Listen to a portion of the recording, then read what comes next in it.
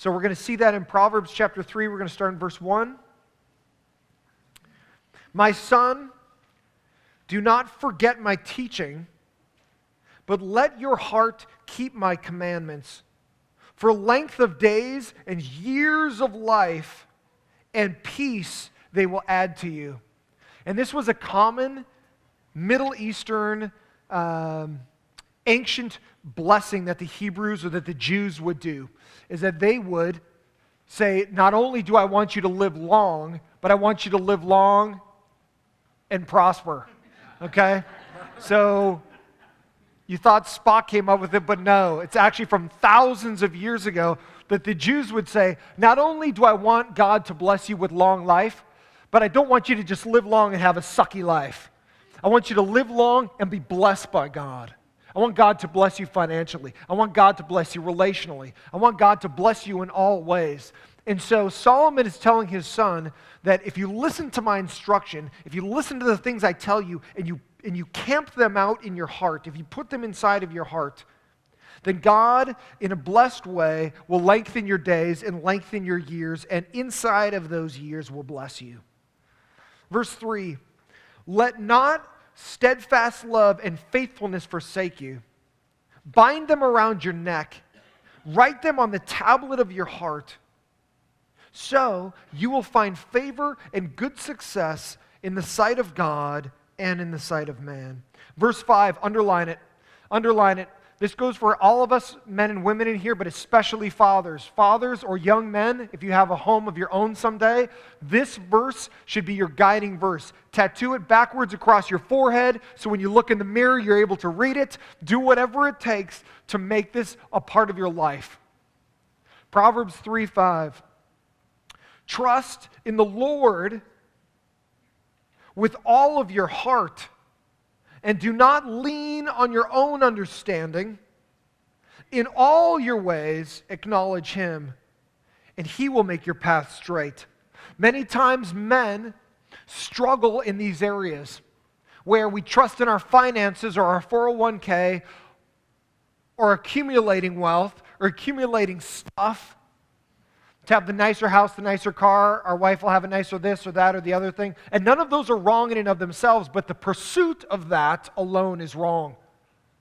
Because you can't trust in your finances, those of us that have lived a while can attest to. You can't trust that your house is going to perpetually go up. You can't trust the car is going to keep working. You can't trust that your kids are going to always obey you. There aren't things that you can trust in long term. But Scripture says, men, we are to trust in the Lord. Amen. We are to trust in the Lord. Because your finances will fail you. Your kids will fail you. Your wife will fail you. There will be failures in your life. It's guaranteed. People are broken. People are fractured. People are rebellious. You will have failures in life. And if you trust in those things that end up failing you, you will not have a straight path of knowing where God is going. You will actually have a crooked path. And many of us have spent years following a crooked path because we've run down paths trusting in something other than God. For women, typically, they'll trust in relationships. Typically, they put their energy into relationships. If relationally things are going well in a woman's world, things are pretty awesome. If things are dysfunctional and disjointed relationally in a woman's world, she feels a little disjointed. Men, we care a little bit about that, but not too much. If things are disjointed relationally, we're like, whatever. Get over it. And we just move on. However, God gets a hold of men's attention in different ways. Financially, occupationally, health-wise. When the strength of a man fails him, when the finances of a man fails him. In that day, usually men go, okay, I got to get straight. What's going on?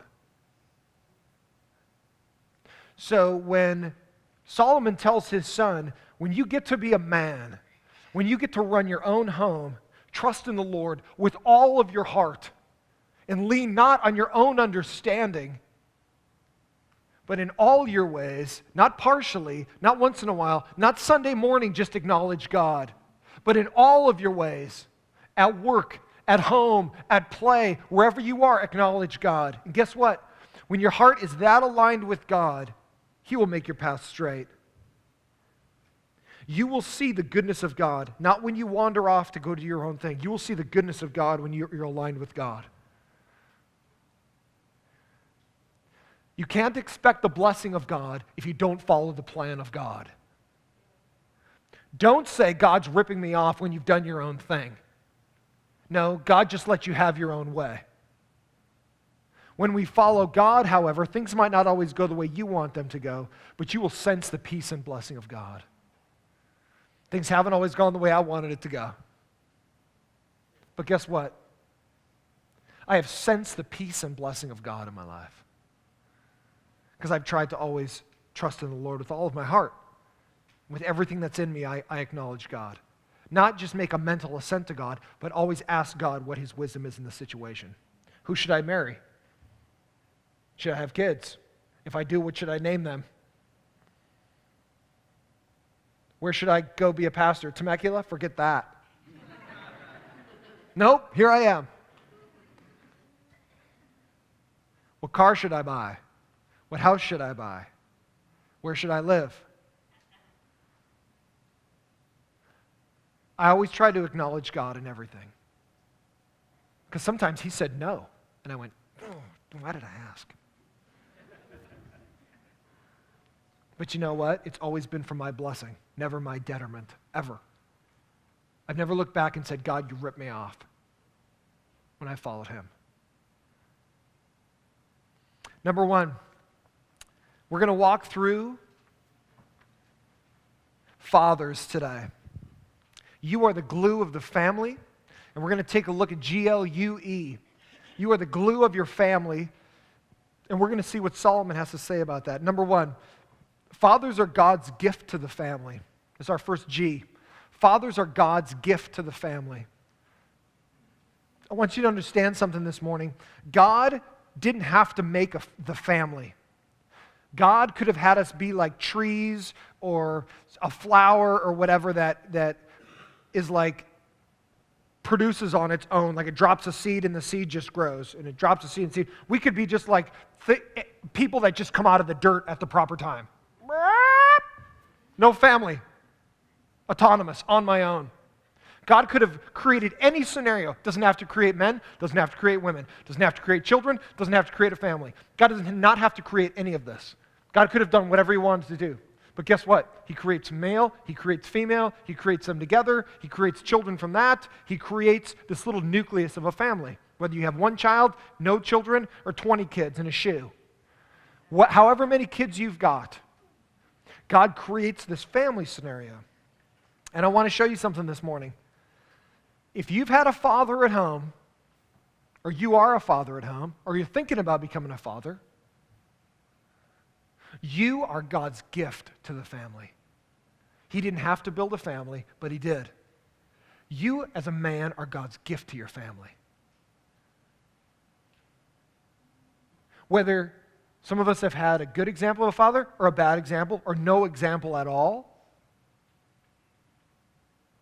we see the value of a man sometimes when he's gone. In our society, because men have typically said, okay, good, Mom, you can just take care of everything, I'm going to go on my own. We have seen the fabric of our society start tearing apart. Because men have, in many ways, abandoned their role to be the glue of their family. But the men that stay there, the men that really connect, the men that really are part of God's design for the family, you really are God's gift to your family. You're not an add-on, you are God's gift to your family. Let's look at it. Since the beginning of time, God has set the father as the head of the home. His responsibility is to lead his wife and teach his children. I want you to see this in Deuteronomy. See, you're in Proverbs. Turn towards the front of your Bible a little bit to a book called Deuteronomy. Genesis, Exodus, Leviticus, Numbers, Deuteronomy. Deuteronomy 6:7. Swipe on over Deuteronomy 6:7. Actually, we're going to start in verse 4. One of the most famous verses, this is the pinnacle verses of being a Jew. And so when God gave this in the law, this is the law, to the Israelites, he inserted this in there kind of right at the beginning as the really the nucleus around all the law revolves around these things. And so much so that actually Jesus, when he was confronted by people opposing him, saying, what's the greatest command? What's the greatest law? Of all the laws that God gave us, what's the greatest? And this is part of it. And it starts off in verse 4 with the Israelites, or the Jews would call the Shema, which is the first word that literally means to hear. So look at verse 4. It says, "Hear, O Israel, the Lord our God, the Lord is one." Verse 5, "You shall love the Lord your God with all of your heart, with all of your soul, and with all of your might." And if that doesn't encapsulate a man, I don't know what does. Because men are very driven. If it's inside of a man's heart, you can almost guarantee it's going to get done. Men go to war. Men go into business. Men go start civilizations. Men start towns with their name. This is Jacksonville, Florida. Right? If men have it in their heart, you can almost guarantee it's going to get done. I'm going to mow that lawn this weekend. We're going to the beach. Shut up, son. Get in the car. If it's in a man's heart, chances are it's going to get done. And you know what I love about that is that verse, probably the greatest verse, overarching verse from God about the whole law, is still about loving God with all of your heart, with all of your soul. It's the thing that encapsulates you and enraptures you as a man. And with all of your might, everything you can put into your life, whether you're plowing a field or starting a business or starting a family, everything that means, this is what it means to be a man, is encapsulated in verse 5. Verse 6, "And these are the words that I command you today, that they shall be on your heart." Verse 7, "You shall teach them diligently to your children, and shall talk of them when you sit in your house, and when you walk along the way or along the path, and when you lie down at night, and when you rise in the morning. You shall bind them as a sign on your hand, and they shall be as frontlets between your eyes. You shall write them on the doorposts of your house and on your front gates." And so God says here, men, speaking to fathers, your heart should not be for sex alone, should not be for money alone, should not be for moving up the ladder, corporate ladder alone. It should be enraptured with the love of God, and let Him bring everything else in your life into alignment with Him. That when your heart and your mind and your soul and your body are enraptured with God, you stay away from sin and you run after Jesus. And though we're not perfect, if we can keep that mindset in mind, you will find the blessing of God on the straight path for your life. Isn't that beautiful? You are God's gift to your family. Nobody can replace you. In fact, we have a phrase in our society called, "I've got daddy issues," right? And the reason we even say that is because the prominence that dad has in our lives, whether we want it to or not. Dads, you're important. You are God's gift to your family. And when you as a gift to your family are that enraptured with God, your family will feel security knowing that dad's running after Jesus, so we can follow him. And when we follow our dad that's following Jesus, we know we'll end up in the right place.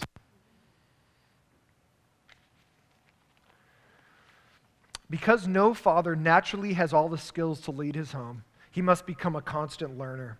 A godly father must get godly teaching, then not forget the commands, so he can share them with his family. Godly fathers are a gift beyond compare to the home, the city, and the nation. A nation stands and falls on the quality of a man in his home. I can't stress this enough. Fathers, you are not an add-on to your family. You are God's gift to the structure and stability of your family. That everybody looks to dad. Everybody looks to dad in the family. Daughters will look to dad and go, "Am I beautiful? Do I have value?" Because if they don't find it in dad, they're going to go somewhere else. Sons look to dad and they go, Dad, do I have value? Am I like you? Am I a stud like you? Will I ever make you happy? Will I ever make you proud? Will you ever pat me on the back and go, well done, son? You picked that weed in the front yard. Because if they don't find it there, they're going to run after it somewhere else. Wives look to their husbands and say, do I have beauty? Do I have value to you? Is this the home that you always wanted? Is this the family that we have always dreamt of? Everybody looks to dad. Everybody looks to the father.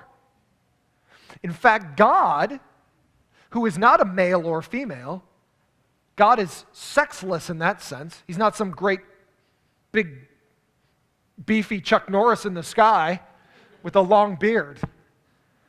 God is not male or female, yet he expresses himself as what? A father. He is not a father proper. He's not a man in the sky. But he expresses himself as a father, meaning that he loves and he cares for that which he has made. That we can all look to him and say, do I have value? Do I have love? Am I pleasing to you? Because he as a father gives us all we need.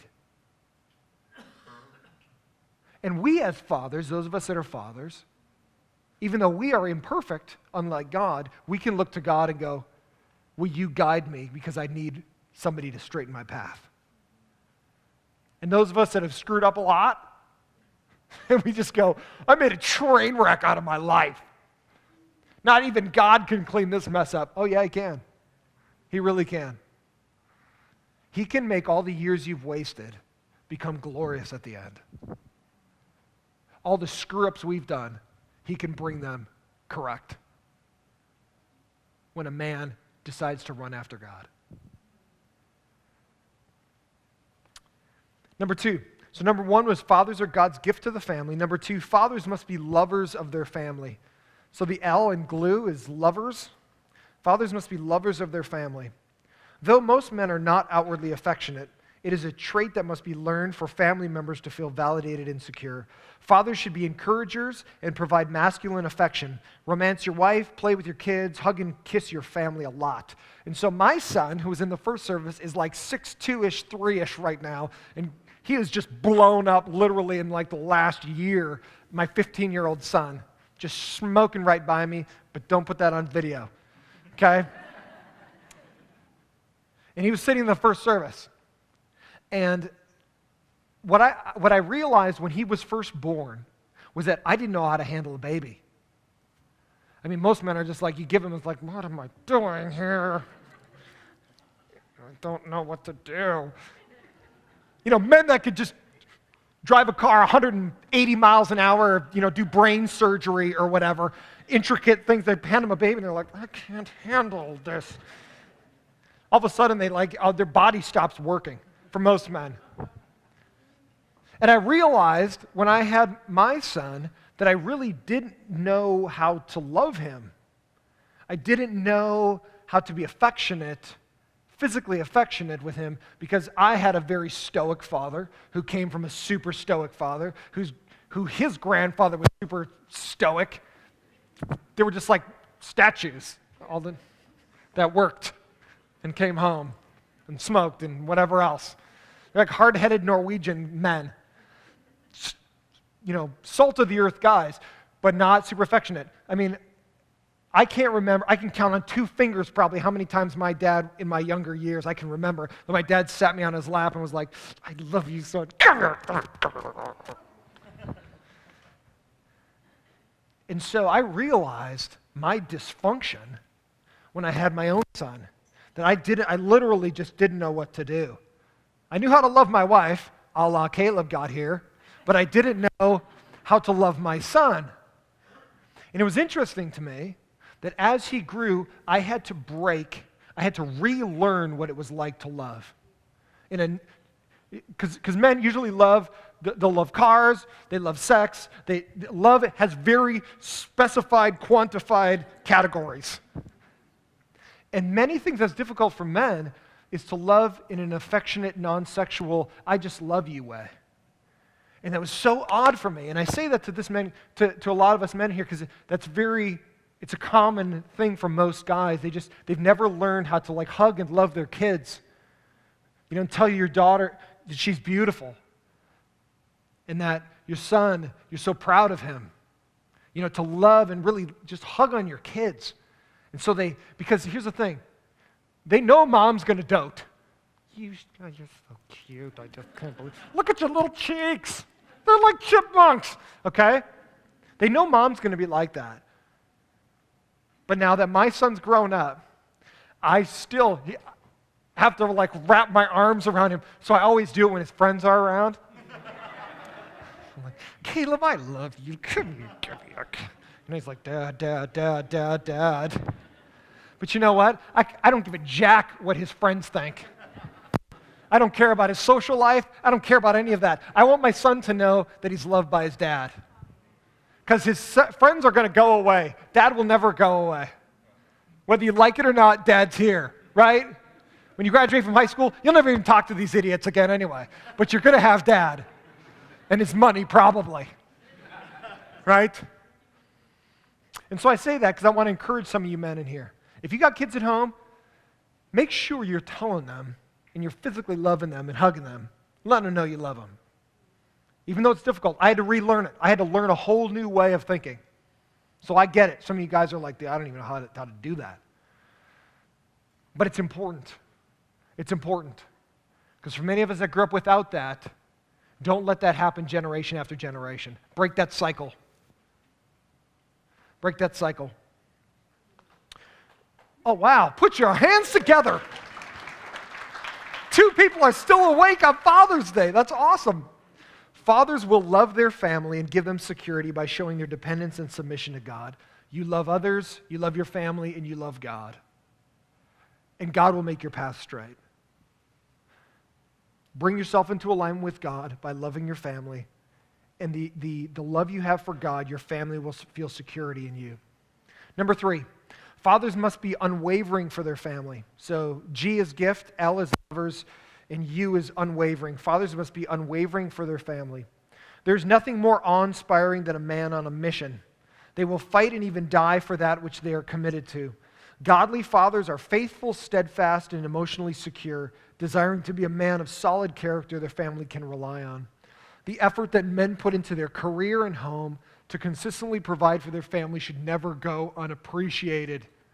I think one of the sad realities of the feminization of our society is that we've tried to encourage women and tried to, especially single moms, they got a tough road. They have to play both roles. They have to be the strong leader type for their family, and they also have to be the kind of doting helper, encourager type, and it's very difficult. So single moms out there, I salute you. And we celebrate moms on Mother's Day. But one of the things I think, one of the most sadly underappreciated things about men is that we don't appreciate the men that spend their lives, that literally spend the best years of their life supporting other people in their home. They selflessly go to work every day on a job they may or may not like for years and years and years and waste their bodies, literally in some cases, to provide for their family. That is one of the most underappreciated aspects of masculinity, that God has called you to waste your life to support others. God, that's your calling from God. So, true conversation. So I'm talking to my son, 15, last week, and he goes, just randomly, this is a perfect 15-year-old conversation, right? Ran out of nowhere. We're just walking down the street. Dad, how do you think you're going to die?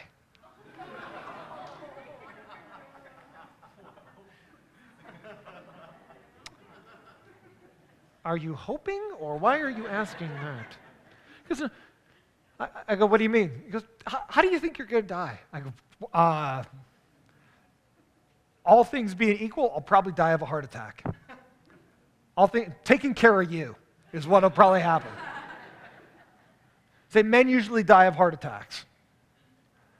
It's the reason there's more widows than there are widowers, because men usually die before their wives, and it's usually of a heart attack. And the reality is that men literally give their lives physically for their families. You will literally go into the grave providing for your family. And that's a calling from God. That is your honor to go and die for your family. You are to be the unwavering, whether you can make a lot of money or a little money, it doesn't matter. The reality is that it is your calling to take care of your family to the best of your ability. You won't be able to give them everything, but you can give them yourself. It is God's gift to the family of you, and you in the family, as your role is to provide the best you can. And you live your life not for yourself. See, because in America, in the West, we have absorbed the wrong mentality that men just live for themselves. The money I make is mine, and I'm not going to take care of my family or anybody else. And if I have to leave you, I will. And then you can just do your own thing. But in reality, God's given you your family. And your calling inside of your family is to give your life to support your home. You must be unwavering in your calling from God. Because watch, what you want is your son to say, Dad wasn't perfect, but man, I learned how to be a man of God from him. You want your daughter to be able to say, Dad wasn't perfect, but man, I want to marry a guy like that.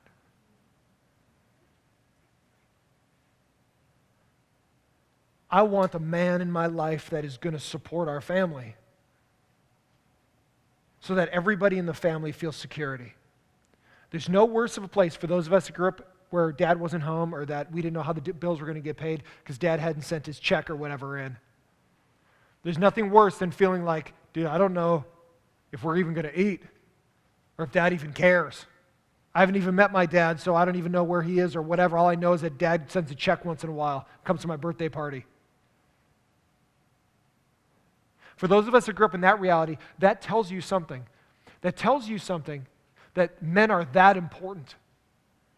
That when God calls a man to start a family and support a family, he has given everything into the hand of the Father to bless his family or to not bless his family. And godly men come under submission to Christ and become unwavering for their family. They're not going to leave. I tell Caleb, me and your mom, we're not getting divorced, so I hope you like it. I'm going to be here forever, son. Until I die, until you get a phone call that says, hey, I think your dad's down at Temecula Valley Hospital, and I think he had a heart attack. I don't think he's going to make it. Until you get that phone call, I'm here, son, in your life, up in your business. Because that's my role. Until the day he has his own family and starts his own business over there, which I might still meddle in. But until that day, Dad's here. I'm not going anywhere. And you know what that does? Even though it might irritate your kids or even your wife, that builds security. That Dad is the foundation on which our home is built. Dads don't get a lot of glamour. Women tend to get a little more glamour, and everything's built for the kids and wives primarily. Men just get to get on the freeway and go to Orange County for 5 hours a day and drive and come home from their job. There's nothing too much sexy about that. But I tell you something, you know what? God will honor you. You will feel a peace and a joy in your heart that you are performing God's calling for you in your home that you cannot get if you don't follow after God. You trust in the Lord with all of your heart and lean not on your own understanding, but in all of your ways, in Orange County, in the middle of your day, when you hate your job, when you're sitting in traffic going, God bless America. Why am I sitting here? In those days, you say, God, I'm yours. Because I want to be a solid foundation for my family. Lastly, fathers are God's gift. Fathers must be lovers of their family. Fathers must be unwavering for their family. And lastly, fathers must be examples in their family. Fathers must be examples in their family. Men often feel that their calling to provide for others can be overwhelming and isolating. Godly men are God leaners. God will provide for the man who learns to lean on him. As God is the greatest example of a father, human fathers should desire to emulate and please him in everything. No matter what is said, children become what their fathers do. And what their fathers do becomes who they are. So I touched on this already. Fathers, everybody looks to you. Everybody looks to you. They take all their cues sexually, financially, relationally. How am I going to treat my wife? Is how my dad treated his wife. How I am treated by a man as a young lady in the home will be directly related to how I saw my dad treat mom. Everybody looks to dad, and everybody takes their cues off of dad. And so, for those of us that didn't have a good example, we look to someone else. We look to a pastor, we look to a coach, we look to other people. Dads are so important, we look to other people to show us how to be a dad, right? Young ladies too. If you didn't have a dad at home, you look to your pastor, you look to somebody else, another man in your life, the next door neighbor who was a great guy or whatever, your other girlfriends that had dads who were studs. You looked at him and you go, dude, your dad's awesome. I hope I find a man like that. And the point I'm making here is that dads are so vital that you'll look for that role. If you don't have it at home, you'll look to find somebody for that role.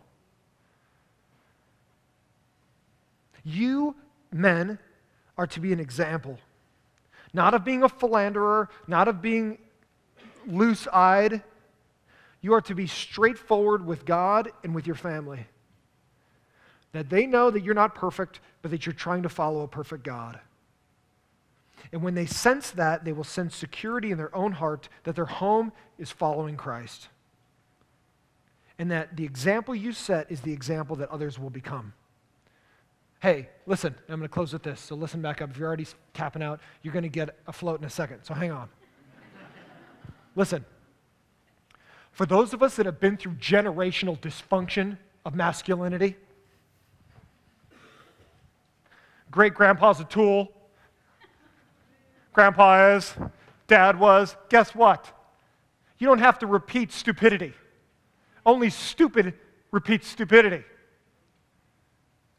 When you follow after Christ, you can break all the generational dysfunction and start something new. And that's my encouragement to you today. You don't have to keep doing the same old stuff, acting the same old way because dad did it or grandpa did it or blah, blah, blah.